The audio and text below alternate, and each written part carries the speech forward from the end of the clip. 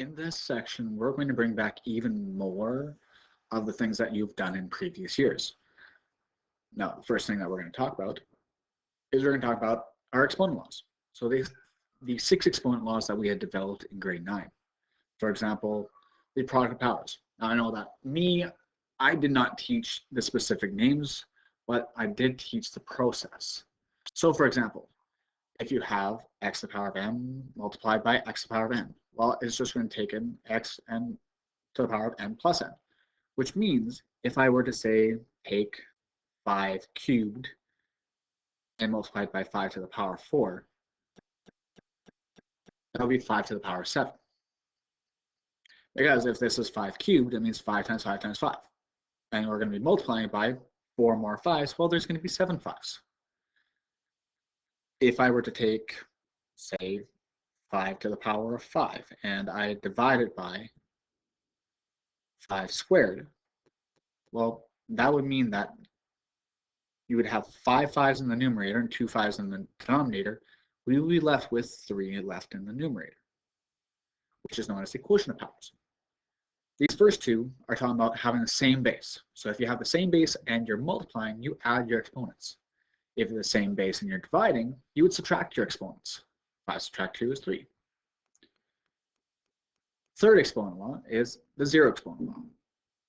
Anything to the power of 0 equals 1. Of course, that is an exclusion of 0 to the power of. So the only extension on this is that x cannot equal 0. So your base can't equal 0. But you can test it with anything. And the main reason for it is if I were to take 5 to the power of 5 and divide it by 5 to the power of 5, well, you're taking something and dividing it by itself. Well, automatically, if I use the previous exponent law and I subtract my exponents, 5 subtract 5 is 0. But at the same time, if you take anything and divide it by itself, it's just going to be 1. Next exponent law is the power of a power, meaning if you have anything to an exponent and raised to another exponent, you would multiply those exponents. So for example, if you have 2 to the power of 3 squared, well, let's write this out again. 2 to the power of 3 squared means 2 to the power of 3 multiplied by 2 to the power of 3. If I use the first exponent law as the same base and I'm multiplying, I would add those exponents. I get 2 to the power of 6. Well, why would you write it as the first exponent law if I can just take 3 times 2 and give myself 6? X, y to the power of n. Well, all that happens there is your exponent gets applied onto both of your bases. Of course, further on, more of our exponent laws can be combined, and we will be combining a lot of our exponent laws. Now in grade 9, we stuck with strictly numbers, unless I'm the one that taught you, which means that we did deal a little bit with variables as well. So meaning, if I were to take 2 times 3 all to the power of 4, I'd have 2 to the power of 4 multiplied by 3 to the power of 4. Yes, I know what you're going to say. You're going to say, oh, well, why don't I just take 2 times 3 and I have 6 to the power of 4. Yes, but that doesn't really work if your question is 2 times x. It'd be 2 to the power of 4, x to the power of 4. And same thing with the power of a quotient, which means if we're dividing, just the same thing as when we're multiplying, that exponent just gets applied to each of our bases. So it doesn't really matter what happens. For example, I could have 2 sevenths to the power of 3. Well, that'd be 2 cubed divided by 7 cubed. Same reasoning, same rationale with variables, but it all works. So there's our recall. Now we're going to talk about the fractional exponent law. So for fractional exponents, we're going to use a mnemonic device related to denominators. So the rule and it's something that works out really nicely, and I quite enjoy using it, is the number in the denominator goes in d notch. What that means is what I'll show you in example 1. We're going to write the following as radicals and evaluate. Well, 1,000 to the power of 1/3. So that is 1,000. I'm just rewriting it just to make it a little more clear. I know that some people can see that that 3 is, or you can see what the fraction is. But our denominator in this fraction is going to go in d notch. Well, what is d notch? Well, that's a great thing that you asked. We're going to have a notch in our radical. In other words,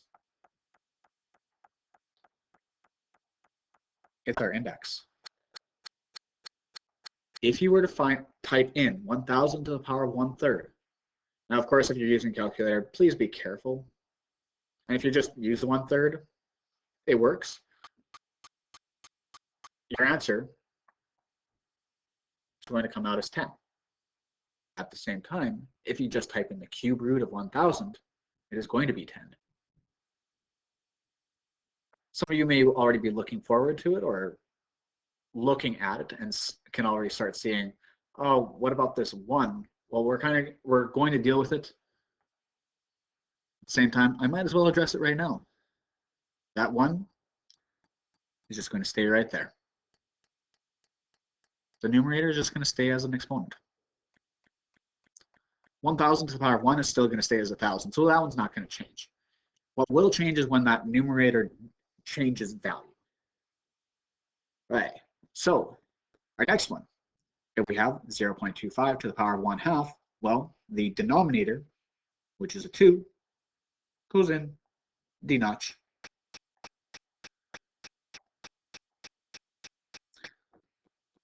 That 1 will just stay there. So what we're really doing is we're finding out what is the square root of 0.25. That's 0.5. Or here, -8 to the power of 1/3. Well, denominator goes in d notch.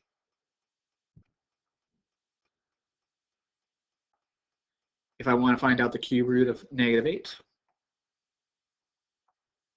it's -2. So my favorite use of this property actually comes into the Pythagorean Theorem. Now, first things first, Pythagorean Theorem can only be used with a right angle triangle. And let's do some use of it. A squared plus b squared equals c squared. So our a, well, that'll be our unknown side, so we'll leave it as x. B squared is one of our legs of our triangle, which is 17. Our c is always our hypotenuse of the triangle, in this case, 27. Going further on, x squared, 17 squared should be 289 if I'm doing my math in my head correctly. Yep. And 27 squared will be 729. In order to get the x by itself, I would subtract 289 from both sides.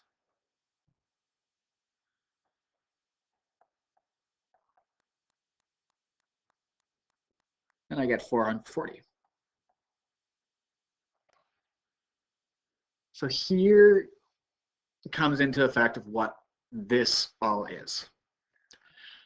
You don't necessarily have to go straight from the fractional exponent into a radical. We can do the exact same kind of information to get the x alone here. Square root. Well, this actually means that I'd have 440, and I'm taking the square root of it. Well, if the rule goes that I can have a number in the denominator goes into notch, the number in the notch could also go into the denominator. And in this case, the notch is 2. The number here, we'll stick with 1 until we get into some more stuff a little bit later on. My favorite use of this comes into just this. I know that 1/2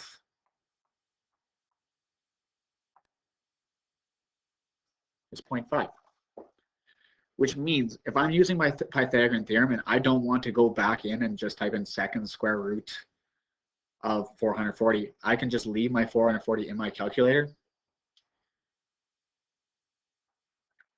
So I leave my 440 in my calculator. I type in power of 0.5.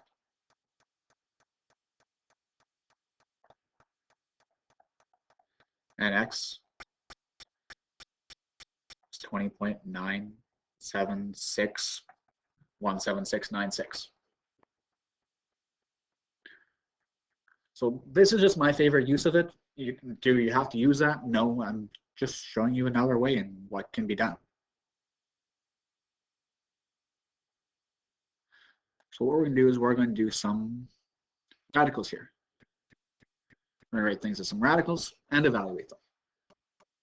Now, that does not mean that what we're going to do is we're going to just type this in our calculator and get the answer. No, we're going to actually do some work here.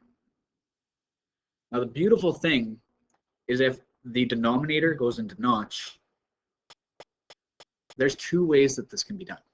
So I'll be showing you both ways in each of these questions. Because sometimes one will be more beneficial than the other. So first things first, if my denominator is 2, I'm going to be finding the square root of 32 cubed. As I said on the front side, that numerator is just going to stay as a power. So what I'm really doing is I'm finding out the square root of whatever 32 cubed is. And I'm going to show one step at a time to show that I actually know what I'm doing.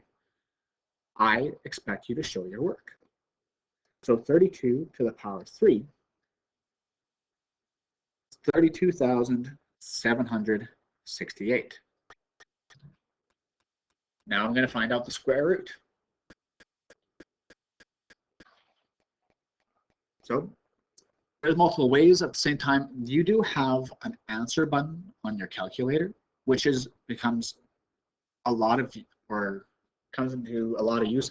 I'll be going over this one a little bit later when we talk about our trig, because right here it's not really the worst. We're dealing with whole numbers. When we deal with trig, we're going to be dealing with a whole bunch of decimals. But if you want to keep that answer, so instead of you have to type things again, you would just have to type in your square root. So you'd have to go your second x squared, which accesses this square root. Then you'd have to type in second again. On the x2s, it's on your negative button, but really it is just your answer. It retrieves the previous answer.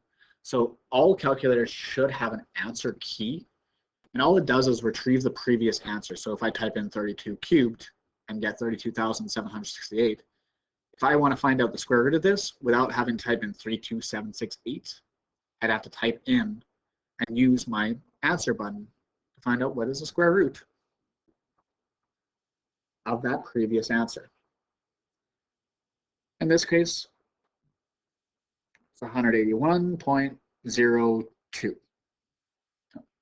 Get rid of my decimal. We're not limited to just this. Now, of course, a lot of numbers that you're going to be dealing with are fine. I just like working with the process. Dealing with the actual mechanics behind what we're doing. Questions that I assign, should all work out nicely, or at least relatively nicely. So here's another way that can be done. Denominator goes into notch. The only thing that's different, though, is I did not tell you whether that numerator has to stay as a numerator inside the radical, or if it can be written outside the radical. They're both perfectly fine. And if you find out the square root of 32, being 5.65685, so on and so forth, and you raise it to the power of 3,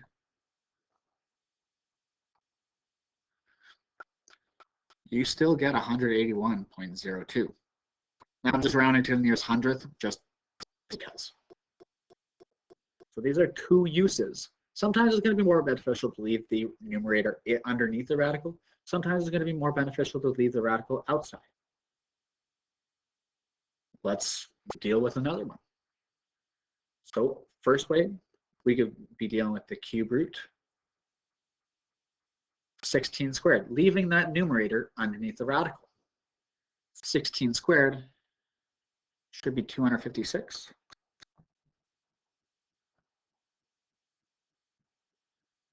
And if I find out the cube root of 256,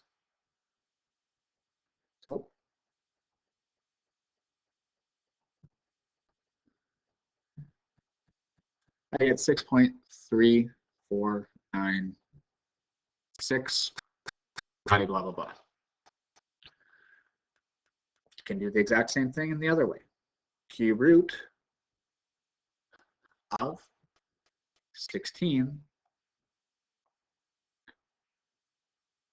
putting my squared on the outside.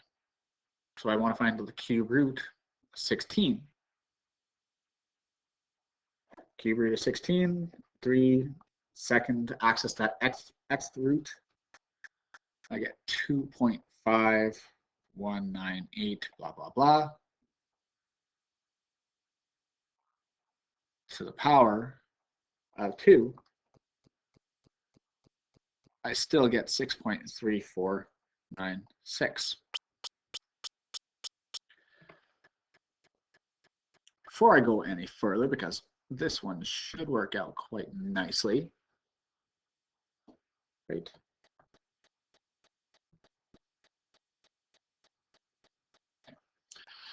Let's review our skills from the previous section. 32 cubed. So I'm just going to draw a line here.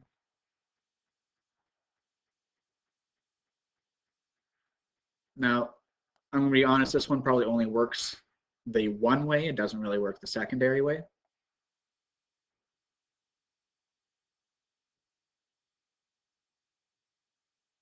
I'm just going to rearrange the thing. The square root of 32 cubed. Now, there is another way of doing it. It just becomes a little more tricky. Same time, we'll learn about it, combining our exponent laws again.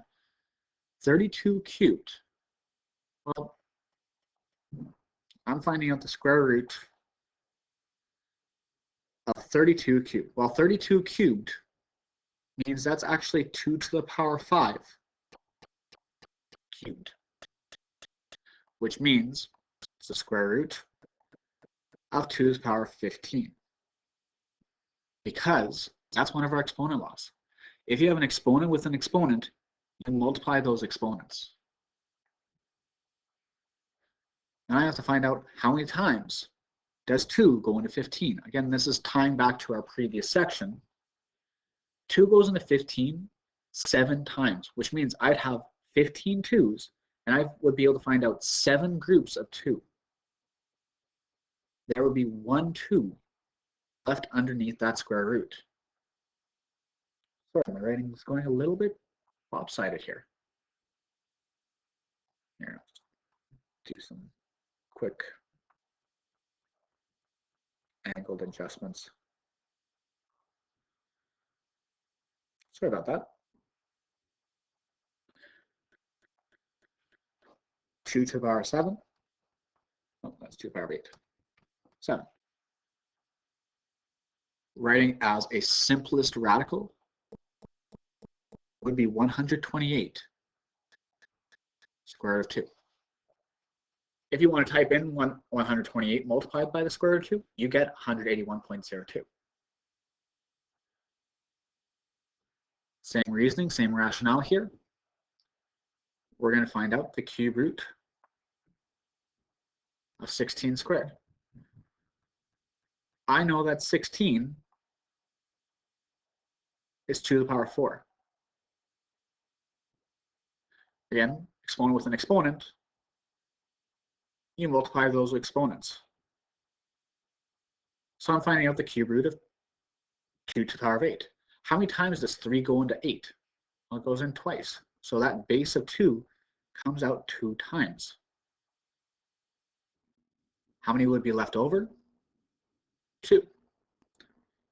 4 cube root of 4. And finally, this is one that, now I know that this was one that would actually work both ways. 0.4. If we're going to write 0.4 as a fraction, it would be 2/5. 2 divided by 5 is 0.4. So I can do this 2 different ways. I can write it with my squared underneath, or I can write it with my squared on the outside. 32 squared is 1024. The fifth root of 1024, I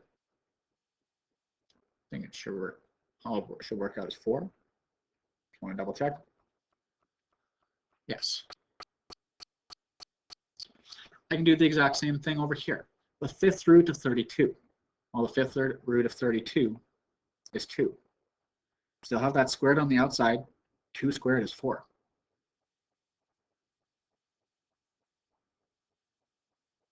Last section, I made a comment about there being one kind of exception to some stuff, and here's where all of that's going to come in. I'm just going to extend this on.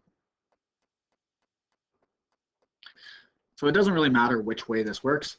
I'll probably do it this way.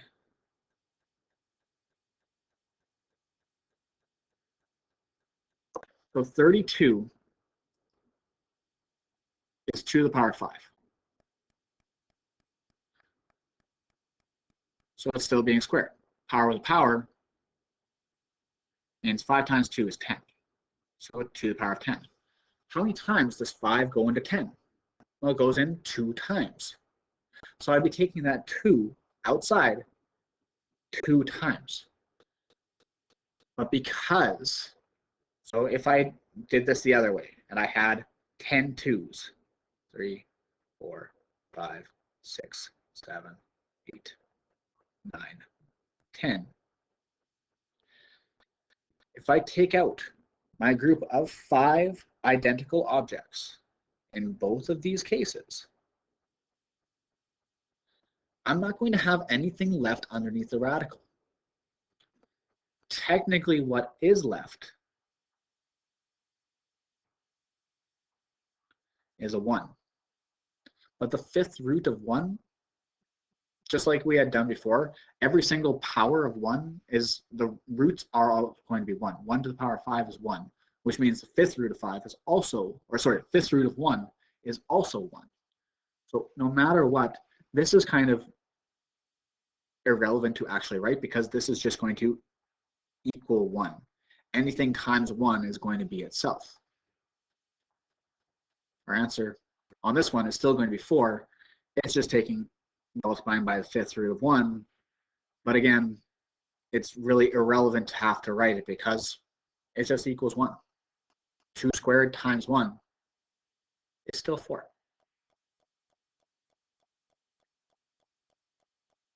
Okay, so we did some review.